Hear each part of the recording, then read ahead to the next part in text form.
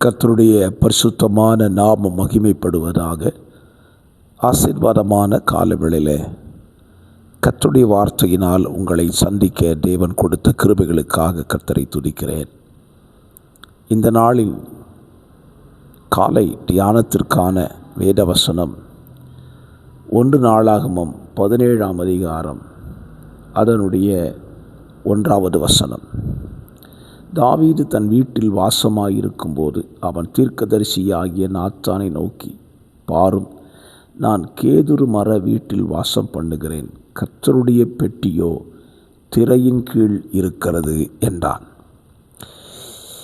இந்த நாளில் காலவேளையில் தாவீதின் இருதயத்தில் உண்டான ஒரு வாஞ்சை அவனுக்கு ஒரு ஆசீர்வாதத்தை தேவனிடத்திலிருந்து கொண்டு வந்தது.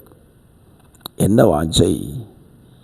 அவன் ராஜ்யபாரத்தில் வந்தபொழுது அவனுக்கு கிடைத்ததான மாளிகை கேதுரு மரத்தினால் செய்யப்பட்ட ஒரு வீடு. அந்த வாழ்வு கிடைத்த பொழுது அவனுக்குள் உண்டான ஒரு ஆசை, என தேவனுடைய ஆலயத்தை கட்ட வேண்டும், தேவனுக்காக ஒரு ஆலயத்தை கட்ட வேண்டும் என்கிற வாஞ்சை அவன் வாழ்க்கையிலே வந்தது. கவனியுங்கள், தாவீது ஆலயம் கட்டவில்லை, ஆனால் கட்ட வேண்டும் என்கிற வாஞ்சை அவனுக்கு வந்தது. இந்த வாஞ்சை வந்ததினாலே அவனுக்கு கிடைத்த ஆசீர்வாதம் என்ன? அதனுடைய 10ஆம் வசனம், உன் சத்துருக்களை எல்லாம் கீழ்ப்படுத்தினேன், இப்பொழுதும் கர்த்தர் உனக்கு ஒரு வீட்டை கட்டுவார் என்பதை உனக்கு அறிவிக்கிறேன் என்று கர்த்தர் சொல்லுகிறார்.